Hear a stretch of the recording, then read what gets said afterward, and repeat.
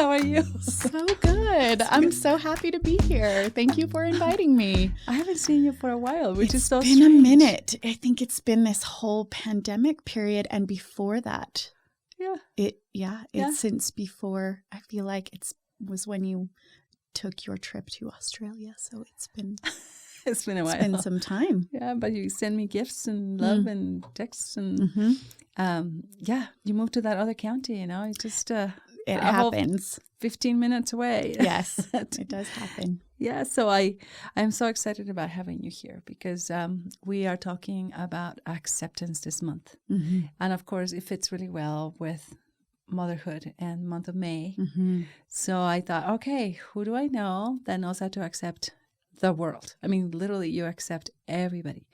And the reason I know that is because we've known each other for a very, very long time. We raised our children together. We had them play as babies and have done so many projects together. Yes, we have. The whole UN thing. Yes. The Sustainable Families, the adventure, and even the events that we did and the standing room only. I mean, there's so many memories that come to mind. Mm-hmm. We've had to share a bed in New York. Cause yes, we did. Space. So much excitement. Yeah. That sounds weird. It's okay. We were too cheap to pay for a That's right. That's right. This is when you go frugal, you do what you got to do. Yeah. But you're like a foodie. And anyway, so I would love to have you just tell me about yourself. I mean, I know about yourself. I know a lot about you, but I would love to have my audience to hear about you. How would you describe yourself to the world? Well, I come from a background of multicultural upbringing. So my grandparents each have this quarter of me. And I love now that we have 23andMe and I can be like, I can verify each of your roots. They don't come through all exactly the way I thought they did. But so first I have a grandpa, and this may be a little culturally insensitive, and I'm just going to own that in this moment. Sometimes I am, and I always try and do better. I try not to be disrespectful, but my grandpa loved people so much, and his name was Stuart. You have a son, Nice, Stuart. just So like mine, yeah. His nickname was Irish Stu the Italian Jew, and he was actually none of those things. He was only Welsh. He was born of Welsh slate miners in Bangor, Pennsylvania, which is this beautiful slate belt through the northeast part of this country. And but there was at each neighborhood that he grew up in, or in the neighborhood where he grew up, there was each of these different kind of ethnicities surrounding him, and he was friends with everyone. And so he got that nickname because he just accepted people so fully, and he just integrated their cultures into his own life. And even that had limits. My grandpa had a really great appreciation for other cultures, and he also had a bit of racism in himself, as many of us do. So that was my grandpa, and he was married to my grandma, who's French, from Southern French, and my other set of grandparents were Irish and Italian. And so that Sicilian side is where most of my foodie comes in. Oh, You were mentioning I've been at your earlier, house a lot. This is why I love New York City as like a second home. So my grandma, my Sicilian grandma, was born and raised in New York City. Wow. And her father had immigrated as a 13-year-old from Sicily on a boat. No parents. His brother came with him and kind of settled into that whole mob family life. I have his FBI file I gave to my dad one year for his birthday. Oh, how funny is that? Yeah. So he was just like really in the family, and family was very, very important.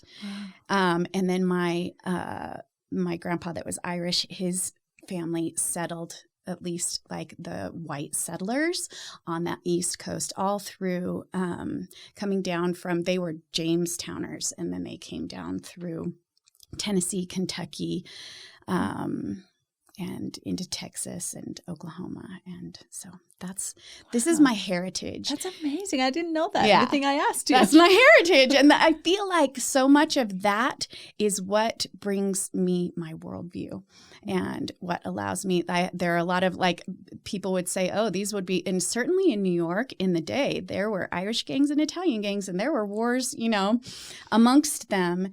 And so sometimes even in ourselves, we could have these little wars with ourselves. But I love all these cultures, and my parents really, really instilled in me a love for cultures beyond even the ones, of course, that are in me. That's so beautiful. And your mother-in-law, your stepmother-in-law, yes, she has a story that's amazing. So my parents were married for 28 years, had 5 children, and your stepmother, yeah. And so then they divorced, and my dad remarried about a year later. And my stepmom, her name is Sonia Julia, and she has since passed away. So that's why I will speak about her in the past tense. She passed away about 6 years ago, but she was born and raised in Germany right after World War II. Her mother survived the war. Her mother was half Jewish, and she survived the war, the Holocaust, and the Nazis by hiding sort of in plain sight and performing in a circus. For the Nazis, for amazing. The common people of Germany. Yeah. And she did that to survive. And then when the war was over, she found that was the best way to make her living. And she had a man that she married and had children with, and they had a traveling carnival. And so my stepmom grew up in West Germany, which it was called then. This was before reunification, and in a traveling carnival. And that is how their family survived post-World War II. Wow. And that she is another beacon of learning, tolerance, and acceptance in my life. And I would probably say of all of my parents, she's probably the greatest example to me of accepting cultures and people and ideas and philosophies and religions and all preferences beyond your own. She was one of my greatest teachers. Oh, wow. I met her. She was just fascinating. How amazing. How about your children? What I still trying to get to know you, I know your children. I've seen them grow up. They're beautiful and talented, and they can sing like at least a couple of them that I know of can sing really well. But how many children do you have and all that? So I have 4 kids. You raised a ton. I did. So I got to bear and raise 4 kids, and I always feel a little emotional talking about my children. I love them so much. One of the things when I was little, this is one of the most pure parts of me that I can take back to being a 3-year-old, is that I wanted to be a mother. And you're a great mother. The essence of that is really, really distilled into a quality of nurturance and of connection. So those 2 things I saw in my mother and in the mothers around me, my grandmothers, and I wanted to have that in my own life. And as you grow, sometimes things get put on that vision for yourself, whether they're from society, they're from your own family culture, they're from religious views, and sometimes it becomes something other than what you imagined it to be. Right. But life. So, but I got to spend the first many years, 16 years of my motherhood in this really idyllic dream state of mothering.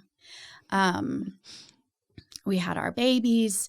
They were beautiful. Our oldest was the leader of his siblings in the most humble, gentle, adventurous, fun way.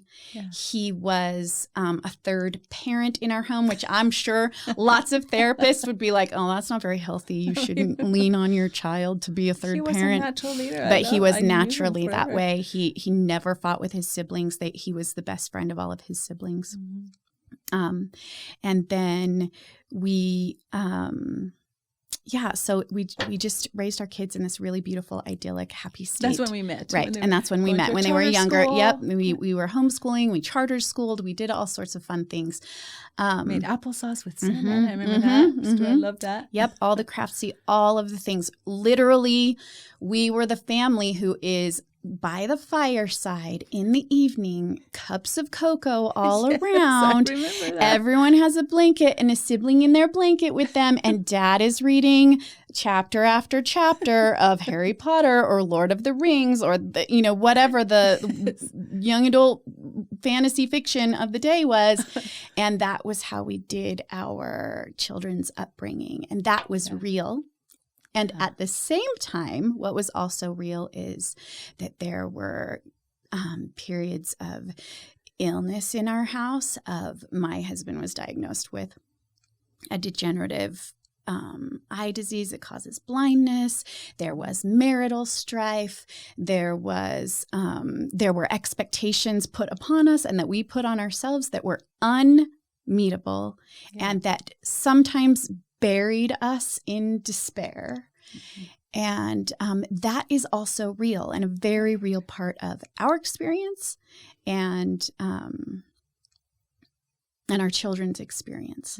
And both things can be true, that it was idyllic and that there was also struggle that wasn't hidden.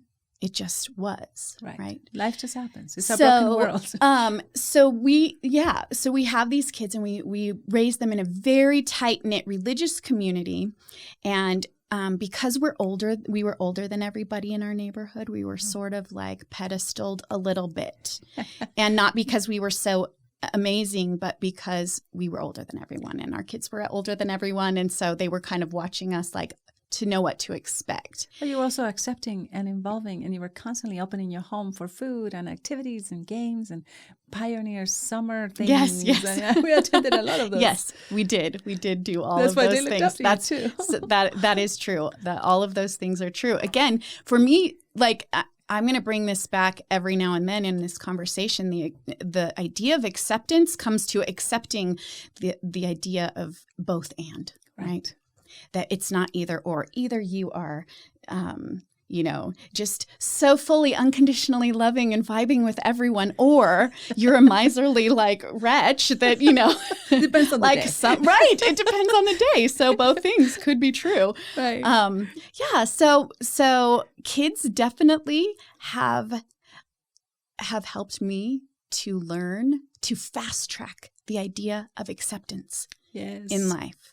So I mentioned our oldest. When he was 16, he got really, really sick. He got mono and a brain fever swelling called encephalitis at the same time. And it changed him entirely. His whole personality changed. I remember. He was shut down. He was sick, very, very sick. He was in the acute phases of mono for over 2 years, which only happens to less than 4% of teenagers that get mono. Lucky you. So it changed everything. And it introduced a lot of things into our lives that we did not anticipate. And I remember at that time, you were so helpful to me because we cried together. We did cry a lot. I cried an inordinate amount. We both did. That is what happens when you are learning acceptance. You cry a lot. Yeah. Now I'm like, that is what I was crying about. And it's okay. I feel compassion for that mama. But also I'm like, oh gosh, if I knew, not that there would be greater things to cry about, but just like, this is one of the things that I wanted. I've determined in myself before, as I look at my life and mapping out what I really want, what I want is to learn and experience unconditional love. Yeah. And an expansive love. Oh, you're good at this already. You could teach it. I am telling you that there are experiences that fast-tracked that for me. Yes. That I think before I got into it, maybe there was some, whether it's a subconscious thing, whether it's a spiritual thing, whether it's before I even was in this body, I had this idea that if I can fast-track some things, let's do it. I agree. I sign up. And when I was in the middle of it, I was like, no way would I sign up for my kid to be this sick. Right. No way would I sign up for these other variables that I have no control over. But they fast-tracked my perception of acceptance, my ability to give and receive love, and my ability to experience this world in a more expansive way. And so I would not trade those. Yes. It wasn't just like simple everyday stuff. It was good boot camp. Just jump in there, your idyllic life, to this kid that changed your life and the way you saw the world and the way that people saw your family. I mean, there were so many different factors that you were experiencing all at once. Yeah. So during that time when Brendan was sick, and then even as he was as he was starting to come out of that really dark period, I remember thinking, okay, so I know how to do this. I know how to do illness. I know how to do what I perceive as a rebellious child, or I know how to do even self-medication or drug use or whatever that looks like. I can manage that. But if I had a kid, what if I had a kid who was gay? What would I do about that? Like, how would I react and how will that be? And so then comes little sister right just quick on the heels. And we start realizing, I start feeling this preparation feeling of like, you need to actually really know how you feel about that. Mm-hmm. You need to actually know, how will you receive any child who comes into your presence, this is a truth that they are carrying about their identity. Right. Talk about unconditional love. Right. And so I fumbled that one all the time. I cannot sit in front of anyone and say, oh, and so I know unconditional love, and so I just lived it perfectly. And no, it was not a struggle to love this child, but it was a struggle to juggle the idea of this expansive, unconditional love that I feel for this child, and this and a hierarchy of beliefs that reside within me. Under pressure of everybody watching you. Everyone's watching. There are religious statements being made simultaneous to this coming out. There are all kinds of pressures. So I fumbled a lot. And I feel like we only get better if we will allow ourselves to just keep being open to love. Love that. Accepting also yourself, because we went through the same thing with, interesting, I had a kid kind of like your oldest kid, and then I have a kid now, like your second kid. And they're the same age. They were best friends, which is interesting, which was so nice to have each other and say, okay, how do we deal with this? It's not like we taught, let's be queer and let's be different, that it just came from them naturally. So it was really interesting to learn together. I think that's what has bonded us in so many different layers, because we both believe in family passionately. And that including like accepting the child for whatever he or she is trying to go through. Yes. To me, that level of acceptance comes down to, there is that question of love, but then I know with my kids, so I have another child, and she's trans, she's transgendered, and that's beautiful. And again, I just, that, and it's been a little while that we have been experiencing this metamorphosis in our family and this evolution in ourselves. And at first it was very difficult to sort of switch a story and, just, again, to fumble over things, to know I'm not going to get it perfectly, but to keep trying to love.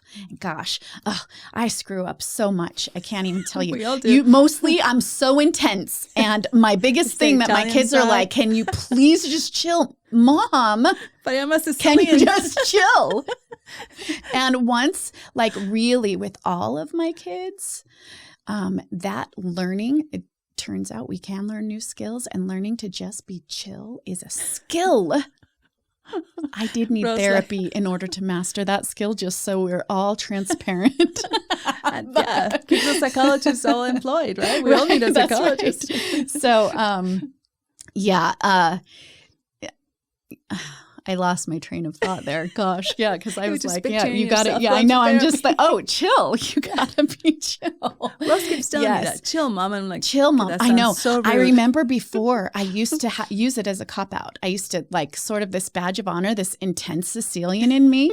I used to be like, I have no chill. I don't know chill. Well, if you have no chill and you're not willing to learn chill, then you will you will damage relationships. And that is what I learned because I learned it because I did it. I learned from doing mostly. So I learned that you damage. I'm an experiential learner. Yes. So I learned how to damage relationships by using a cop-out that I thought was a badge of honor. Like, oh, I'm just intense. This is who I am. Some things, some parts of our identity should be celebrated. Yeah. And some parts should be healed and some parts should be reckoned with and understood that like, oh, it's not going to be okay. Right.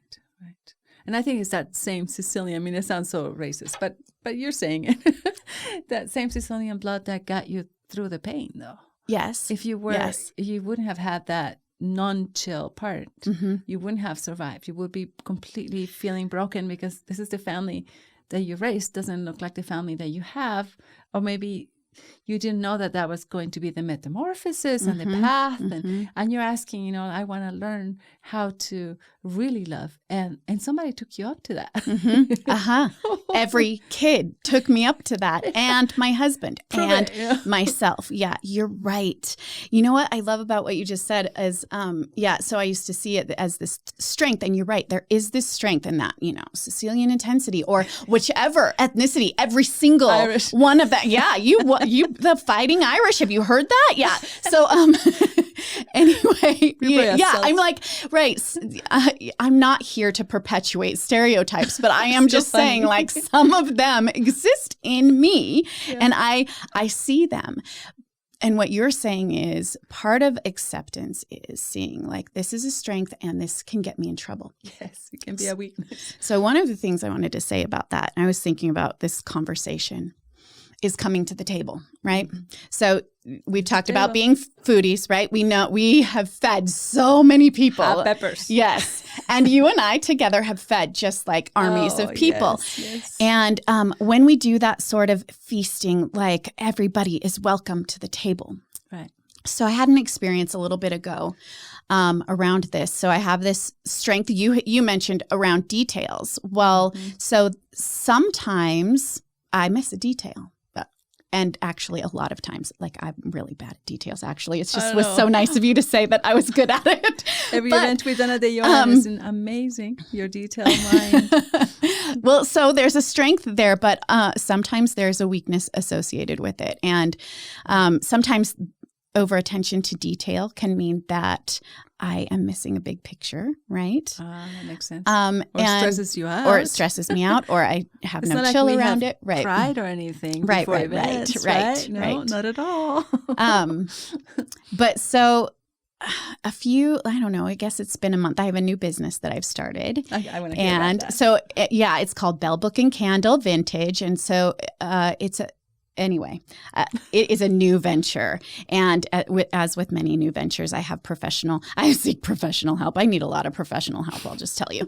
So I had an appointment with this, with one of my helpers who is kind of gives really good counsel and business counsel. And she also has a PhD in psychology. And so she's kind of a business coach. She's not very, this is not my frugal investment. This is a little pricier investment. And I had a lot of things going on. And I missed part of our appointment. I missed half of our appointment. And it was expensive and it was a lot of money to me. Mm-hmm. And especially for my fledgling little business that is not self-sustaining yet, that has, that's just trying to come up. And I got on the call with her and I was so upset and I was having a moment. And I mentioned that I've done a fair amount of therapy, like psychotherapy, mindfulness practices, all sorts of things. But I was just out to here in intensity with myself over having dropped this ball. Right. And so I'm going to edit for you because, you have a very nice audience. But I was just like, she was like, okay, can we take a moment here and just, I want you to tell me what you're feeling and what are you feeling in your body? I'm feeling like I'm a screw up, but then like my little psychology is coming in, but I know I am not a screw up. I just screwed up and it doesn't mean that I'm a terrible person. It just means I dropped a ball and I am not a screw up. I just screwed up. And she was like, yeah, but Mariah, like, what if you are a screw up? And I said, oh. She was like, It's a different kind of it psychologist. is I can't tell you what a breakthrough it was for me. What if you are a screw up? Well, what if I am? What does it say about you? Well, it says I wasn't very careful about this meeting. That's for sure. Yeah, so you weren't. So you flushed $90, $100, $150, whatever it was, down the toilet. So what? So what if you're a screw up? And I am telling you, it was the first time. It was so liberating because all my life I've been like, I am not a screw up. And if that screw up shows up, I'm going to be like, get away from me. Don't get that on me. Don't touch me. You are not me. That's funny. I love it. And she said, Mariah, we're going to take this moment because I want you to be able to like really feel this. Not just feel the screw up, but what is she trying to say to you and what does she have to teach you? Give her a seat at the table. Right. And that Accept her. Accept her. her. Screw upside inside you. Yes. What does she have to teach me? She certainly has to teach me humility. She certainly has to teach me that just because I screwed up doesn't mean I am a bad person. And sometimes there is efficiency in screwing up because you better bet that in that 90-minute meeting that I missed half of, that I got everything I needed out of 45 minutes. So she also taught me to focus, and she taught me that good things can come even if you screwed up. And she gets to have a place at the table just as much as my grief gets a place at the table, as my loss, as my prejudice. And they don't get to drive all the conversation, but they get to say something. Yeah, like Inside Out, one of my favorite movies. That is, you're right. You're right. So I would love to have you tell me about... you were telling me yesterday or this morning, I can't remember, whatever day we talked, when I invited you to, and you were saying different layers of how to be able to accept yourself, and then you accept the things around you. I mean, it was just really, really deep, whatever we were talking. Whatever it was, I don't know what it was. It was profound, but I can't remember. I'm sure you do. Okay, so I think what I was talking about was what we've just been talking about this whole time. So there are these layers of acceptance that are self-acceptance and others' acceptance, right? Yeah. And so if you don't accept yourself, you can never accept other people, right? So that is an interesting thing that I am thinking about a lot. Yeah. I do think it's layered, and I do think that there is a spectrum about it because the same thing is said about love, right? If you don't love yourself, you can't love someone else. I think that there are exceptions to every rule, and I am actually I just freely admit I live largely by the spirit of the law. Okay, whatever the law is, the law. I live by the spirit of the law, mostly now the law. Anyway, so if there is some cosmic rule that says you can't love other people unless you love yourself, then I think I have seen many beautiful exceptions to that rule. Yeah, I can imagine it's a rule. I'm just curious. Right. No, but I mean, like, even like there's all sorts of like, I don't know. Assumptions. Yeah. There's a lot of assumptions. Yeah. So I know a lot of new moms who struggle with loving themselves, accepting themselves. But you better bet they love that new baby so much. Yes, Same thing. New relationships, right? Yeah. So many people I know who are in new relationships struggle to love and accept themselves, but are willing to extend grace and unconditional love to their partner. I like that. So you don't have to be perfect at anything. Right. I don't think, yes, you don't have to be perfect at anything. And in fact, I think that it is a process of back and forth that as you gain more self-love, then you also learn to love other people in more open and accepting ways. But I don't think that, listen, I know I have had such privilege to have all kinds of kids come through my home, and some of them have stayed for a couple of years at a time. Some of them are come through for a season. These are just friends of my kids, you know. You've raised half of mine. Or my kids' partners. But so, and then my own children, and knowing my own children's struggles, and knowing my own self and my own struggles, I have watched that work where a kid has anxiety about their own identity, but they are willing to accept anyone else's identity, right? And so I think that it's true.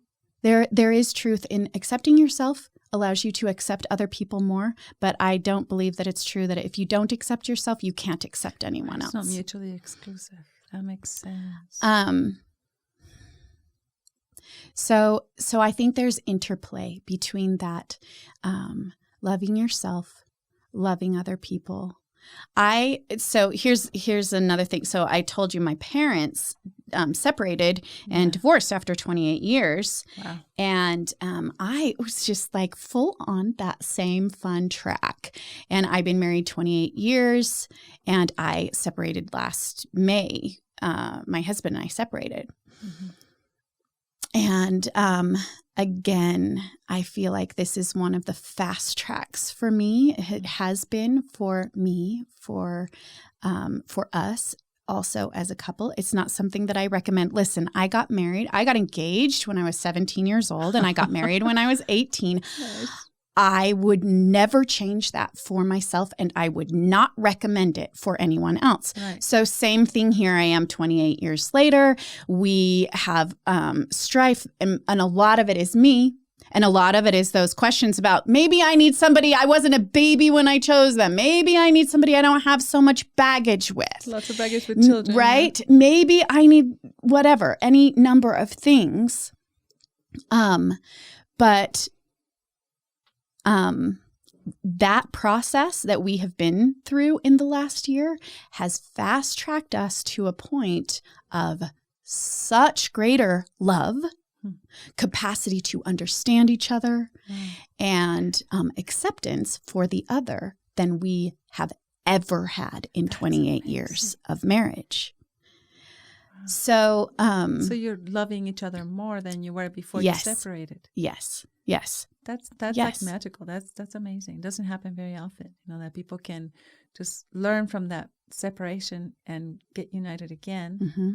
Thank you so much for sharing your heart. You're so wonderful to just accept who you are, accept the challenges and the dreams. Because sometimes we don't want to accept the bigness and the greatness about ourselves, because then we have to perform. It's sometimes real. it's like, I'm just this little person. But time goes way fast when I talk to you. I remember we would stay up all night talking about life and all the things I've learned from you. I really appreciate having a recording of that, at least a little tiny bit of that wonderful friendship we've had. So what would be your last words?